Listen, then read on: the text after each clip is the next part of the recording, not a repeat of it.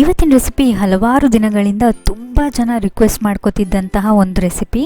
ಏನಪ್ಪಾ ಅಂದರೆ ಬೇಕರಿಗಳಲ್ಲಿ ಕೇಕ್ ಮೇಲೆ ಹಾಕುವಂತಹ ಕ್ರೀಮ್ನ ಹೇಗೆ ಮಾಡ್ತಾರೆ ಅಂತ. ಕ್ರೀಮ್ ರೆಸಿಪಿ ಸಖತ್ ಸಿಂಪಲ್ ಆ್ಯಂಡ್ ಈಸಿ, ಮಕ್ಕಳು ಸಹ ಮಾಡ್ಬೋದು, ಅಷ್ಟು ಈಸಿ ರೆಸಿಪಿ ಇದು. ಯಾವ ಮಷೀನು ಬೇಡ, ಯಾವ beater, mixer grinder, fresh cream, whipped cream ಯಾವುದ್ರ ಅವಶ್ಯಕತೆನೂ ಇಲ್ಲ. ಇವಾಗೇನೋ ಪ್ರತಿಯೊಂದು ಬೇಕರಿ ಐಟಮ್ಸ್ಗಳಿಗೂ ಬೇರೆ ಬೇರೆ ಮೆಷಿನ್ಸ್ ಇದೆ. ಆದರೆ ಇದೇ 10-15 ವರ್ಷಗಳ ಹಿಂದೆ ಏನು ಮಾಡ್ತಾಯಿದ್ರು, ಎಲ್ಲ ಐಟಮ್ಸ್ ಅಂದರೆ ಬ್ರೆಡ್ ಆಗಲಿ, ಕೇಕ್ ಆಗಲಿ, ಕ್ರೀಮ್ ಆಗಲಿ ಎಲ್ಲದನ್ನು ಕೈನಲ್ಲೇ ಮಾಡ್ಕೋತಾ ಇದ್ರು. ನಾವು ಮನೆಯಲ್ಲಿ ಅಪರೂಪಕ್ಕೆ ಎಲ್ಲೋ ಒಂದ್ಸಲ ಕೇಕ್ ಆಗಲಿ, ಕ್ರೀಮ್ ಆಗಲಿ ಮಾಡ್ಕೋತೀವಿ. ಅದಕ್ಕೆಲ್ಲ ನಾವು ಮಷೀನ್ಸ್ ತಗೊಳ್ಳೋ ಅವಶ್ಯಕತೆನೇ ಇಲ್ಲ. ಕ್ರೀಮ್ಗೆ ಸಂಬಂಧಪಟ್ಟಿರೋ ಪ್ರತಿಯೊಂದು ಇನ್ಫಾರ್ಮೇಶನ್ ಸಹ ಈ ವಿಡಿಯೋದಲ್ಲಿದೆ. ಹಾಗಾಗಿ ಎಲ್ಲೂ ಸಹ ಸ್ಕಿಪ್ ಮಾಡ್ದಂಗೆ ವಿಡಿಯೋನ ಪೂರ್ತಿ ನೋಡಿ.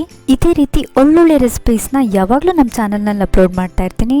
ಅದ್ಯಾವುದನ್ನು ಮಿಸ್ ಮಾಡ್ಕೋಬಾರ್ದು ಅನ್ನೋದಿದ್ರೆ ಈ ಕೂಡಲೇ ಕೆಳಗಡೆ ಕಾಣ್ತಾ ಇರೋ ರೆಡ್ ಕಲರ್ ಸಬ್ಸ್ಕ್ರೈಬ್ ಬಟನ್ನ ಪ್ರೆಸ್ ಮಾಡಿ ಸಬ್ಸ್ಕ್ರೈಬ್ ಆಗಿ, ಮತ್ತು ಪಕ್ಕದಲ್ಲೇ ಇರೋ ಬೆಲ್ ಐಕಾನ್ನ ಪ್ರೆಸ್ ಮಾಡಿ ಆಲ್ ಅಂತ ಟ್ಯಾಪ್ ಮಾಡೋದನ್ನು ಮಾತ್ರ ಮರಿಬೇಡಿ.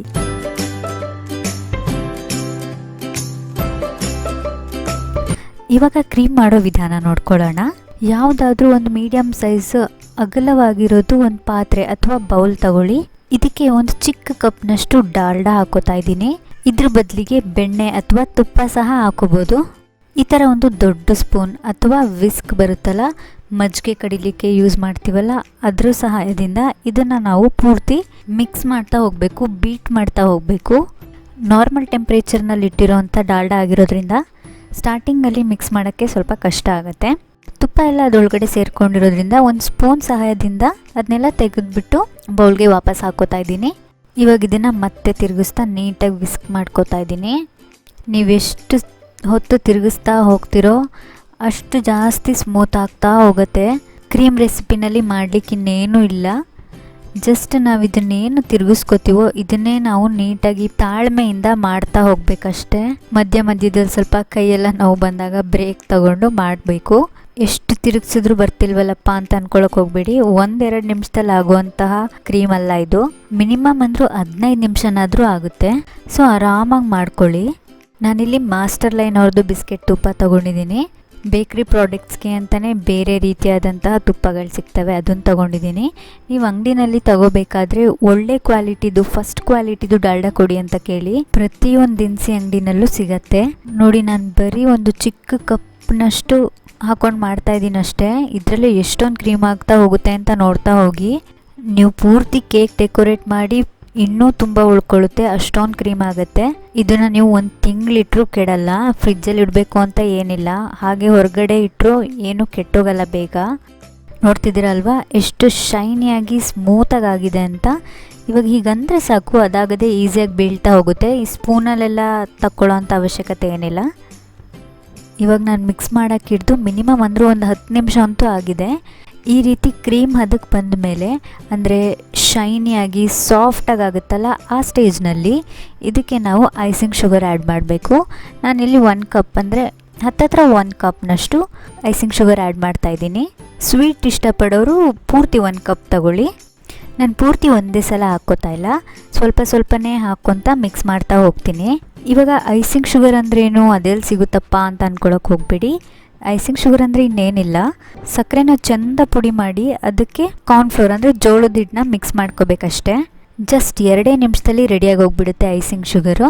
ಅದು ಹೇಗೆ ಮಾಡೋದು ಒಂದ್ಸರಿ ಮಾಡಿ ತೋರಿಸಿ ಅಂತ ಏನಾದ್ರು ಕೇಳೋರಿದ್ದರೆ ಆಲ್ರೆಡಿ ಐಸಿಂಗ್ ಶುಗರ್ ವಿಡಿಯೋನ ನಮ್ಮ ಚಾನಲ್ನಲ್ಲಿ ಅಪ್ಲೋಡ್ ಮಾಡಿದ್ದೀನಿ.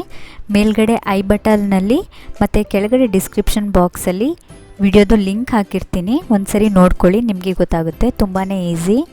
ನೀವು ಶೆಲ್ಫ್ ಮೇಲೆ ಇಟ್ಕೊಂಡು ತಿರುಗಿಸ್ಕೊತೀನಿ ಅಂತ ಅಂದರೆ ಮಾಡೋಕ್ಕೆ ಸ್ವಲ್ಪ ಕಷ್ಟ ಆಗುತ್ತೆ, ಸ್ಟಿಫಾಗಿ ಇಟ್ಕೊಳ್ಳೋಕ್ಕಾಗಲ್ಲ. ಅದಕ್ಕೆ ನೀವು ಒಂದು ಸಪೋರ್ಟ್ ಕೊಟ್ಕೊಂಡು ಒಂದು ಕೈನಲ್ಲಿ ಇಟ್ಕೊಂಡು ಈ ಥರ ಮಾಡ್ತಾ ಹೋಗಿ.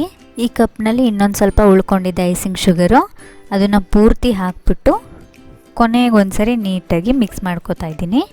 ಕರೆಕ್ಟಾಗಿ ಒಂದು 15-20 ನಿಮಿಷ ಬೇಕು ಪೂರ್ತಿ ಕ್ರೀಮ್ ಆಗಲಿಕ್ಕೆ. ಫ್ರೀಯಾಗಿದ್ದಾಗ ಈ ಥರ ಮಾಡಿಟ್ಕೊಬಿಡಿ, ಮಕ್ಳಿಗೆ ತುಂಬಾ ಇಷ್ಟ ಆಗುತ್ತೆ. ಬ್ರೆಡ್ ಅಥವಾ ಬನ್ನಿಗೆ ಕ್ರೀಮ್ ಮತ್ತು ಜಾಮ್ನ ಹಚ್ಬಿಟ್ಕೊಡಿ, ತುಂಬಾ ಚೆನ್ನಾಗಿರುತ್ತೆ ಟೇಸ್ಟು. ಸೊ ಇವಾಗ ಕ್ರೀಮ್ ಫುಲ್ ರೆಡಿ ಆಗಿದೆ. ಇದನ್ನು ಯಾವ ಥರ ಯೂಸ್ ಮಾಡಬೇಕು ಅಂತ ನೋಡೋಣ.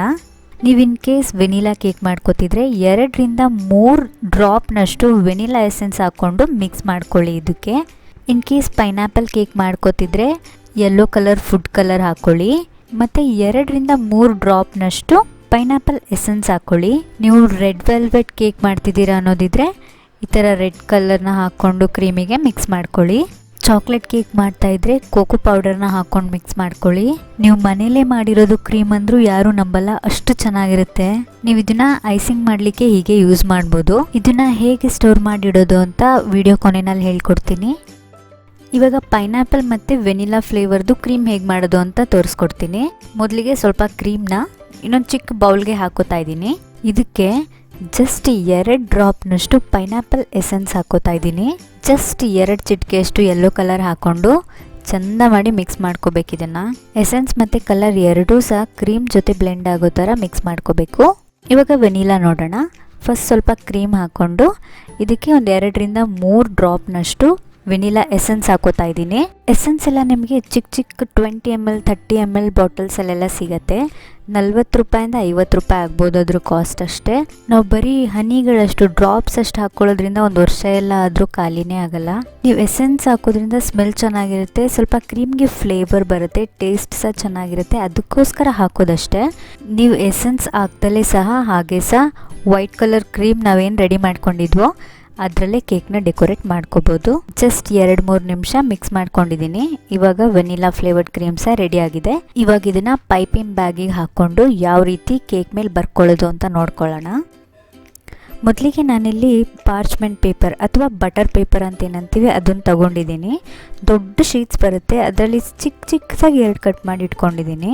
ಬುಕ್ ಸ್ಟೋರ್ನಲ್ಲಿ ಅಥವಾ ಸ್ಟೇಷನರಿ ಶಾಪ್ಸಲ್ಲಿ ಈಸಿಯಾಗಿ ಸಿಕ್ಬಿಡತ್ತೆ. ಏನೊಂದು 5-10 ರೂಪಾಯಿ ಇರ್ಬೋದು ಅಷ್ಟೇ. ಅದು ನಾವು ಮಾಮೂಲಿ ಪೇಪರ್ನ ಫೋಲ್ಡ್ ಮಾಡ್ಕೋತೀವಲ್ವ ಕೋನ್ ಶೇಪ್ನಲ್ಲಿ, ಆ ಥರ ಇದನ್ನು ಕೋನ್ ಶೇಪ್ಗೆ ಫೋಲ್ಡ್ ಮಾಡ್ಕೊಂಡಿದ್ದೀನಿ. ಇವಾಗ ಒಂದು ಚಿಕ್ಕ ಚಾಕು ಅಥವಾ ಸ್ಪೂನ್ ಸಹಾಯದಿಂದ ಕ್ರೀಮ್ನ ತಗೊಂಡು ಈ ಪೈಪಿಂಗ್ ಬ್ಯಾಗ್ ಒಳಗಡೆ ಹಾಕ್ಕೊಳ್ಳಿ. ಪೂರ್ತಿ ಕ್ರೀಮ್ನೆಲ್ಲ ಪೈಪಿಂಗ್ ಬ್ಯಾಗಿಗೆ ಹಾಕ್ಕೊಂಡಾದ್ಮೇಲೆ ಈ ಥರ ಹಿಂದೆ ಪ್ರೆಸ್ ಮಾಡ್ಕೊಳ್ಳಿ ಫುಲ್ಲು.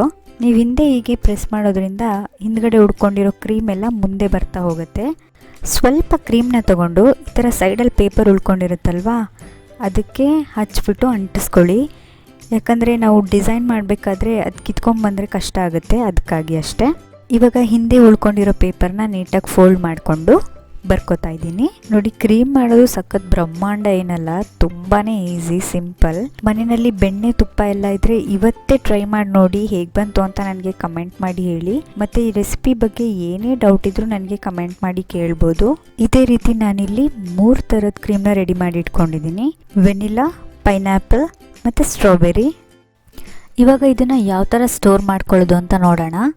ಇದನ್ನು ನೀವು ಫ್ರಿಜ್ನಲ್ಲೆಲ್ಲ ಸ್ಟೋರ್ ಮಾಡೋ ಅವಶ್ಯಕತೆ ಇಲ್ಲ. ಇನ್ಫ್ಯಾಕ್ಟ್ ನೀವು ಫ್ರಿಜ್ಜಲ್ಲಿ ಇಟ್ಟರೆ ಇದು ತುಂಬಾ ಗಟ್ಟಿ ಹಾರ್ಡಾಗಿ ಹೋಗಿಬಿಡತ್ತೆ. ನೀವು ಮತ್ತೆ ಇನ್ನೊಂದು 20-30 ನಿಮಿಷ ಕೂತ್ಕೊಂಡು ಬೀಟ್ ಮಾಡಬೇಕಾಗುತ್ತೆ. ಹಾಗಾಗಿ ಫ್ರಿಜ್ಜಲ್ಲಿ ಇದನ್ನು ಸ್ಟೋರ್ ಮಾಡೋಕ್ಕೆ ಹೋಗಬೇಡಿ. ಸುಮ್ಮನೆ ಅದೇ ಪಾತ್ರೆಗೆ ಒಂದು ಕ್ಯಾಪ್ ಮುಚ್ಚಿ ಹಾಗೆ ಎತ್ತಿಟ್ಬಿಡಿ ಯಾವುದಾದ್ರೂ ಒಂದು ಶೆಲ್ಫ್ ಮೇಲೆ. ತುಂಬ ದಿನಗಳ ಕಾಲ ಹಾಗೆ ಇರುತ್ತೆ, ಹಾಳಾಗಲ್ಲ, ಬೇಗ ಕೆಟ್ಟೋಗಲ್ಲ. ಇದು ನಾವೇ ನೀರು ಹಾಕಿರೋದಿಲ್ಲ ಅಲ್ವಾ, ಕೆಟ್ಟೋಗಲ್ಲ ಇದು. ಇಲ್ಲಾಂದರೆ ನೀವು ಮರ್ತೇನಾದರೂ ಫ್ರಿಜ್ನಲ್ಲಿ ಇಟ್ಟೇ ಬಿಟ್ರಿ ಅನ್ನೋದಿದ್ರೆ ಅದು ಗಟ್ಟಿ ಆಗೇ ಆಗುತ್ತೆ.